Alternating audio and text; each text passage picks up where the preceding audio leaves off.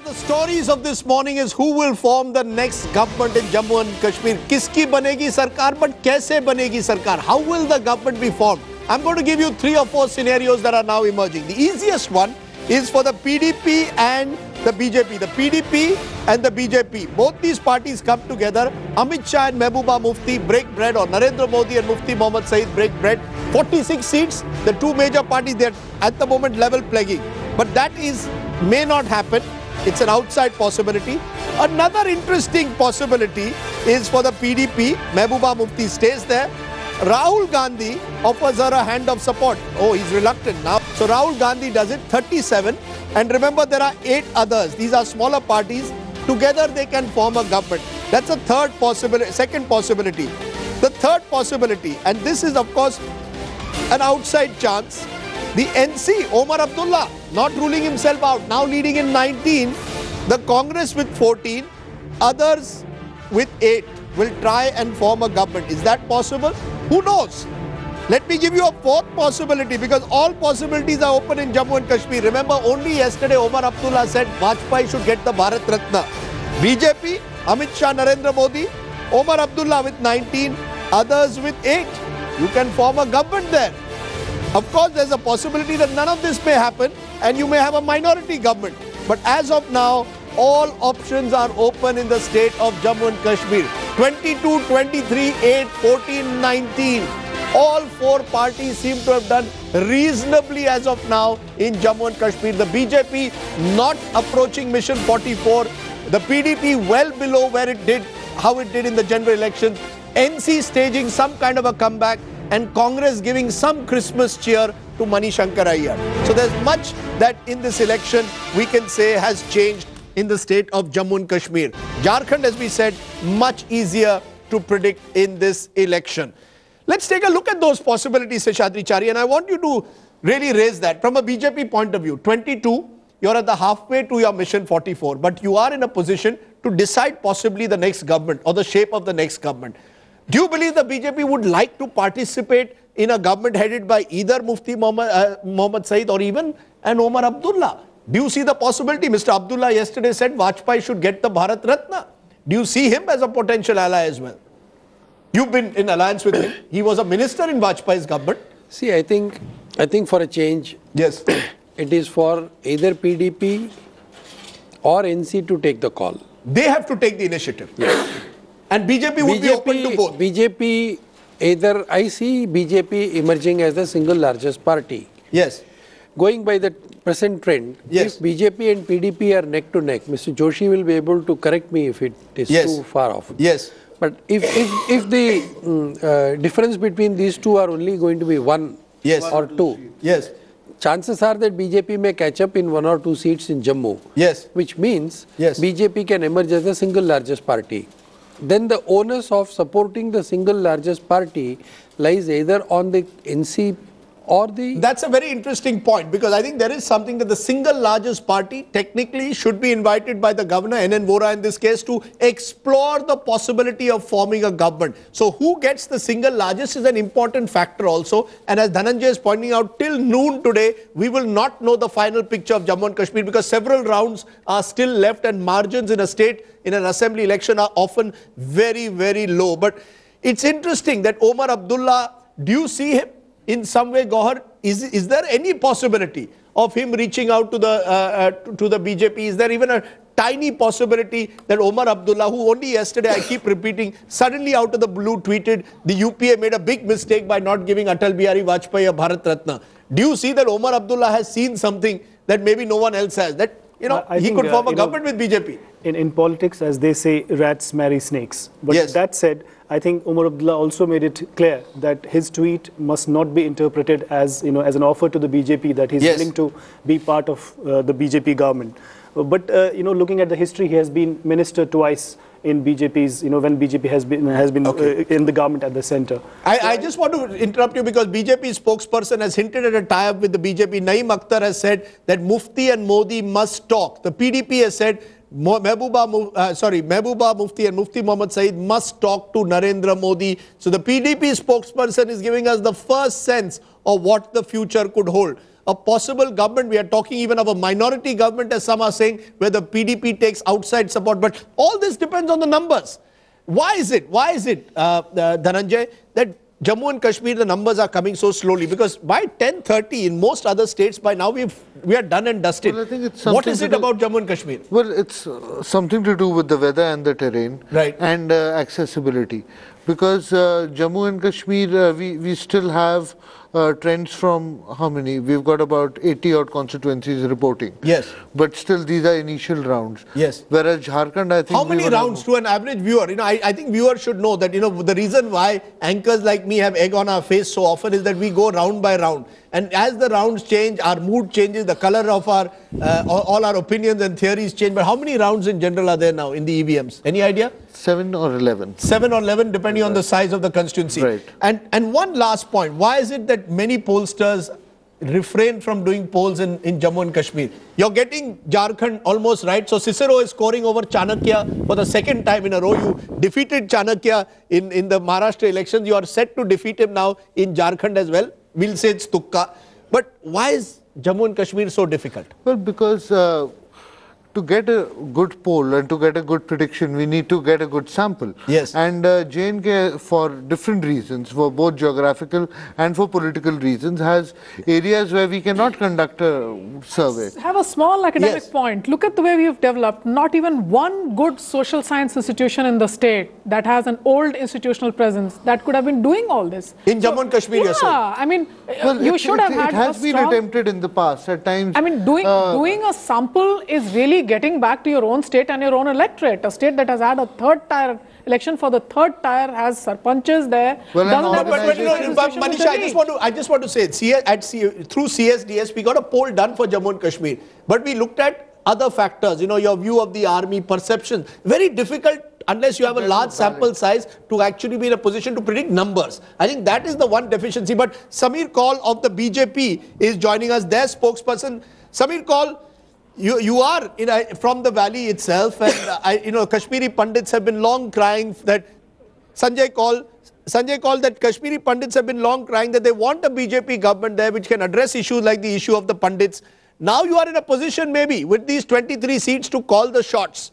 Do you believe a PDP-BJP government is the answer now to Jammu and Kashmir, to the answer to the aspirations of the Pandit community and to the Kashmiri Muslims to work together?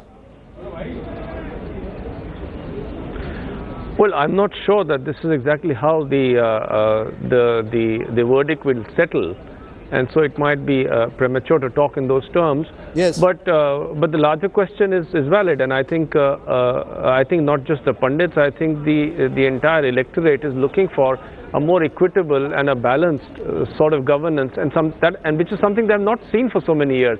And I think in many ways the good governance model, the platform, the template that we have been talking about, or that the BJP represents today, thanks to whether you call it the performance of the government or the Modi wave or the personality of the Prime Minister, is all favoring that sort of a verdict. So I'm not going to be surprised if it turns out to be better than what it's looking like right now. And I also think that as this closes down, the gains that the Congress seems to be making, or the figures that you see on the Congress side, may not actually end up in the same fashion. But one thing is certain: the PDP may have gained at the cost of Congress and INC, but the only party that would have grown in J&K is the BJP. I think that's a good point. The BJP is clearly the growth party of J&K, and I don't think even Mani Shankarayal, you can deny that today. I do. It's only a growth party of Jammu, not of Kashmir. No, but hold on. Mani, you can't, it's not just grown. 22 seats you don't just get in Jammu and Udhampur. You get it across the Jammu region. You're saying that these are Hindu majority, but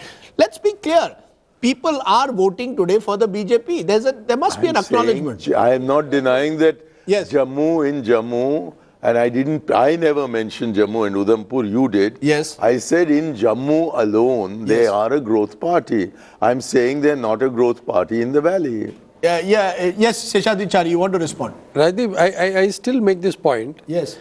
That the growth of BJP and the spectacular victory of BJP in Jammu and Kashmir is not only in the number of seats that we have, arithmetically speaking, but again, I'm going back to the old point. The percentage of vote share that the BJP has got is the largest. Yes, we'll have to see how much of that is in the valley. That's the only question. If you can even reach, I would say, even 8-10% in the valley, 10% plus, I think that will be a huge achievement. And the difference is something like Is the BJP 10% plus in the valley? Far from that. We've got very initial trends and it's about 2.5%. 2.5%. You're just 2.5% as of now in the valley. I think there is there has to be some sobering realization there also. And the overall percentage is 25.5%. No, I take your overall percentage. As against 20% of the PDP. And it's 36% in Jammu. So Sanjay called somewhere the BJP also in this mode of celebration. You're going to form a government in Jharkhand. You are emerging as a strong player in Jammu and Kashmir. Will there be that sobering thought that you're still only 2.5% of the vote in the valley as of now? Yeah, sure. But I'd also like to underline what I was saying earlier, and I think which some panelists contradicted.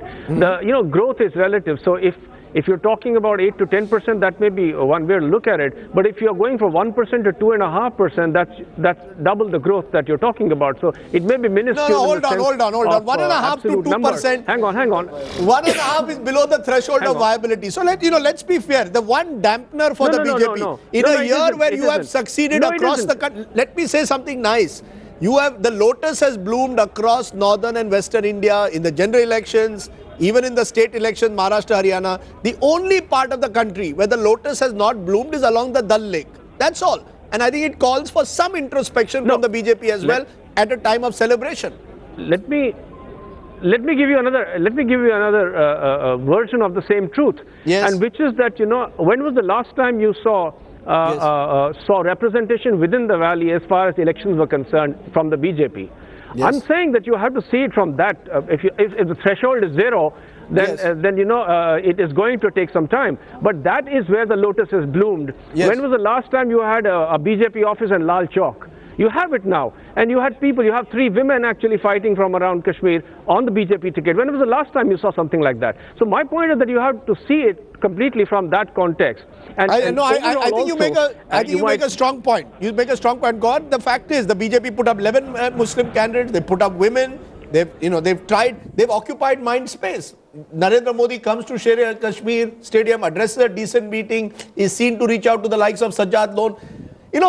Something, you can't have a frozen mindset, surely. No, but I think also, if you talk about Mr. Modi's rally, you also have to look at what, Chief Minister Umar Abdullah said about that rally, how people were bussed in. And you read many stories in Indian Express and other newspapers, how those people had been arranged. Yes. It was not that Kashmiris were participating in those rallies. Number two, Mr. Murli Manohar Joshi came in early 90s to hoist Indian tricolor in Lal Chowk. That was under security arrangements. Yes. And opening an office in BJP, it does not mean anything to me. Yes. I mean, and the third point is that Kashmiri Pandit votes. Like, you know, as he's saying, Kashmiri Pandit is not a single entity. You have Sanjay Saraf, contesting elections on a Lok Jan Shakti party ticket. You have Mr. other Samir Kohl as spokesperson for the PDP. So Kashmiri Pandits are also not a single entity. You can look. You cannot. No, I think that's interesting, because I think these are interesting observations that you are making. That don't treat even the Kashmiri Pandits necessarily as a homogeneous entity. But let's be clear. And don't treat all the Muslims in the valley, or probably all the Muslims in this country, also as one single block. No, I'm not, sir. Therefore, sir, I am only offering the lesson in this election. Yes. Lesson in this election is Kashmir, like any other state in this country, has voted for a change. There is an aspiration there out. It is for the political parties. Hold on. I don't agree at all. If they voted for a change, then that's NC and Congress should be demolished. In the morning, we expected that the NC and Congress would be demolished. In the morning, we expected a two-thirds or a three-fourths majority in Jharkhand, going by both the exit polls and also what happened in May.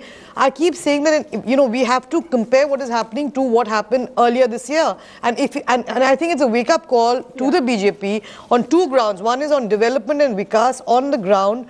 Mr. Modi was a new entity and people were mesmerized by it. But 6 months down the line, Indians are very clever. We put up people and some reality check. And in the last 1 month of all this conversion and Ghar Wapasi and not giving Christmas holiday and the Hindutva agenda coming so quickly, so much in the foreground. So Vajpayee you could have gone on the Atal Bihari Vajpayee's Insaniyat way, or you can go in the Ashok Singhal after 800 years Hindu rulers come to India. The flip side is the BJP has occupied mind space in Jammu and Kashmir.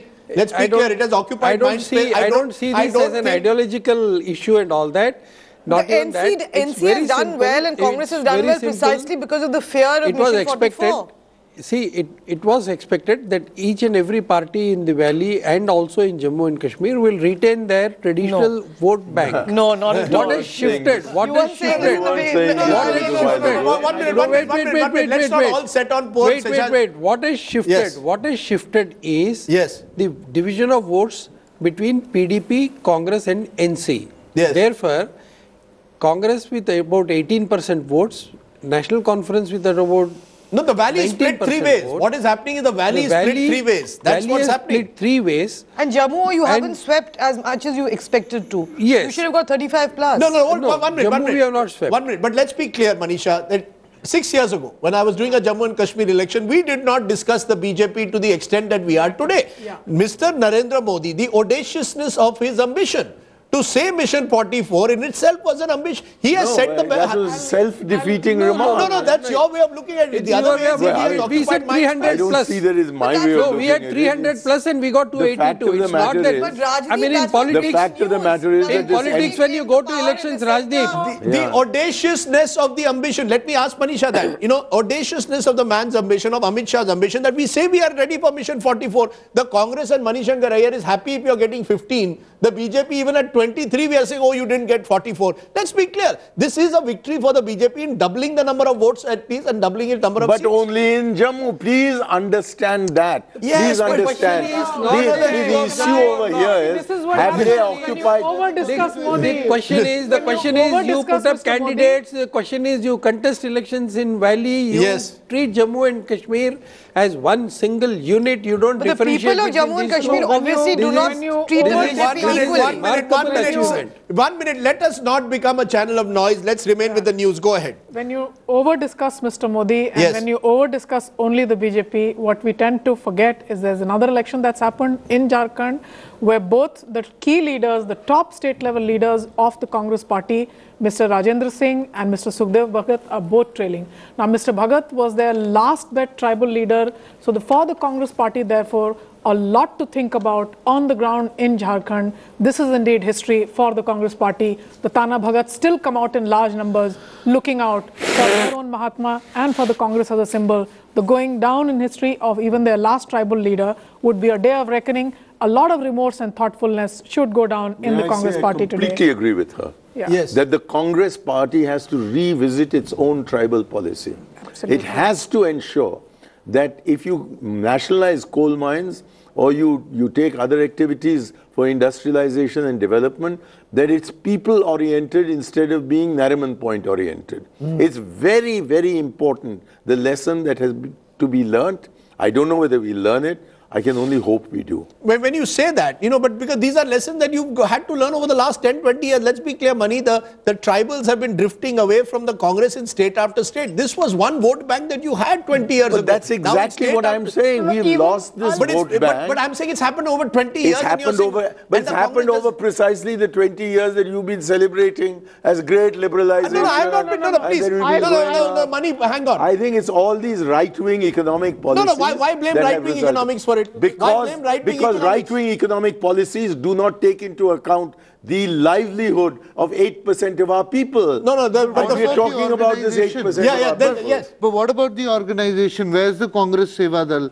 Where are those organizations and workers who used to work amongst the Dalits and Adivasis? All of these would come up. They haven't been employed by corporates. No, if you drift away from your ideological anchoring, as the Congress party has done, you are going to also be weakening your organization. If we can only get back to the Rajiv Gandhi path, you'll find an efflorescence of the Congress party. 1 minute. Manishankar, at this point, after the 84 victory, which election after election, and this goes back to the Rajiv years as well, that you all started losing some of these pockets. Dalits and we got back so much of it in 1991. No. That's why I'm making a distinction. It was when the decision was taken. You're not blaming the organization at all. The fact that you have not empowered regional leaders, local leaders. I'm saying that if you do not have a clear ideology, a clear path forward, then organizational defects will get exaggerated. Yes, Panisha. You know, as far as the tribal voters are concerned, I know it's not good to mention Gujarat, but Gujarat does have an above average tribal population, and where we were tracking the elections in 2012, the state level elections, we found in Chota Udaipur, for example, the tribal voter, the Rathwa, was still willing to put its trust behind to put its vote behind the Congress, but said, we vote for the Congress but no longer trust this party. So there was this warning bell that has gone on for long. What was done as a plate on the offering is something that needs to be questioned. We haven't heard it except into my ears. So I'm hoping that this program will give me the opportunity of rejuvenating the Congress I can only hope that Sonia Gandhi and Rahul Gandhi or whoever takes decisions in your party, Mani Shankar is listening. That's all I can say. I'm glad you have a doubt as to who does take the decision. Yeah, no, I have no doubt that I'm glad that you accept that Sonia and Rahul take all the decisions in your party. But look, at the moment, the fact is the Congress, while we can look at the BJP, the Congress has suffered again a bad day at the office. They've lost a state where they were co-sharing power, which was Jharkhand. And at the moment, they are in number 4 position in Jammu and Kashmir, not doing as badly as they did in 2009, or indeed, importantly, as Manini keeps reminding us, in the general elections. In the general elections, Congress wiped out in Jammu and Kashmir, National Conference wiped out in Jammu and Kashmir. Obviously, a state election is different. Narendra Modi is not the sole factor in a state election. That may be the explanation, Manini, rather than looking for any other explanation, that in the general election it was about Modi. Why do you want to continue to mollycoddle Mr. Modi? I mean, he's now the Prime Minister. No, I'm not mollycoddling him. I'm trying to suggest that he's the one who campaigned relentlessly. I mean, he's a great campaigner. He loves campaigning. Yes. In both Jharkhand and in Jammu and Kashmir. Yes. And 6 months down the line, obviously he is, I mean, I'm not saying that the lotus is wilting, but it is not blooming even more than it was. I mean, at the moment, the BJP has taken a 1-seat lead over the PDP, and once it becomes the single largest party, are we clear? Actually, I think do you accept that if the BJP very important. No, but do you accept that if the BJP becomes the single largest party in Jharkhand? If the BJP becomes the single largest party, in Jammu and Kashmir, it should be called by the governor to form the government, and then the NC and the PDP have to decide who to go with. See, whether you support Modi or not. No, I think going by principle, if it's a single largest party, it should be called, but the fractured nature of its vote base, if sitting here we can understand, no political party in the valley will want to support a BJP-led government. Will not want to support a BJP government. I'm sorry, you got it slightly wrong constitutionally. Yes. He'll be called to see if he can form a government. He'll not be called to form a government. Exactly. And when he arrives there, he's going to have to say, if the truth prevails, that I can't form the government. Okay, let me just... But I think he should be called. I mean, You think that the governor, if these numbers hold, the BJP should be called. Okay, whichever is its largest. Yes, Seshadri Chari. It's not at the mercy of the governor or the mercy of people who wish to see that the BJP is not called to form the government.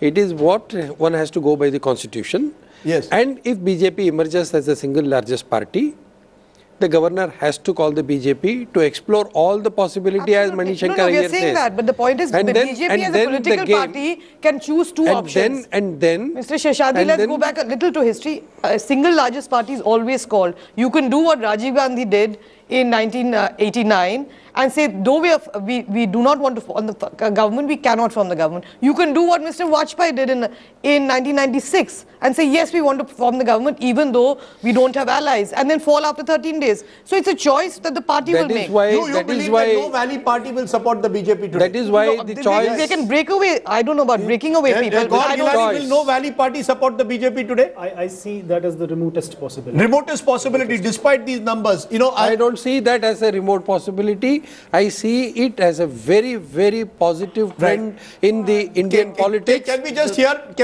Ghulam Nabi Azad of the Congress and listen into what he's saying when it comes to that's interesting that the Congress is saying that they will go with anyone else but the BJP. That's not surprising. The question is, will the Congress have those numbers to play a decisive role? Remember, that's becoming critical. The numbers are changing all the time. A seat here and there could now decide.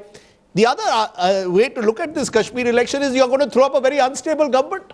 whichever government is going to come, do we want an unstable Kashmir government? This is the first time there is a real challenge for all these political parties, including the BJP. The BJP is ready to extend if the Congress party joins any of the others but the BJP. The BJP is ready to where is the stable government being formed? At the moment, whatever government is formed is going to be unstable in Kashmir. With 23, 17, 18, 22, you are going to require independence possibly to form a government. Sure. Where are they? Seven of them maximum. Yes. And we don't know if all the 7 are going to win. It could be even 6 or 5. Yeah, that's right. But which leaves out a huge challenge for NC and PDP and the Congress, all of them put together. Are you going to give a stable government, or are you going to live back in history? Okay, we're going to take a break at that point, because what is becoming clear as those pictures of celebrations come from Jammu and Kashmir is that Kashmir is heading for an unstable government. BJP versus PDP is the battle for the #1 place. Congress versus NC could emerge as potential kingmakers if a new government has to be formed. It is an extremely interesting election in Jammu and Kashmir. We're back with plenty more here on Your Verdict on Headlines Today.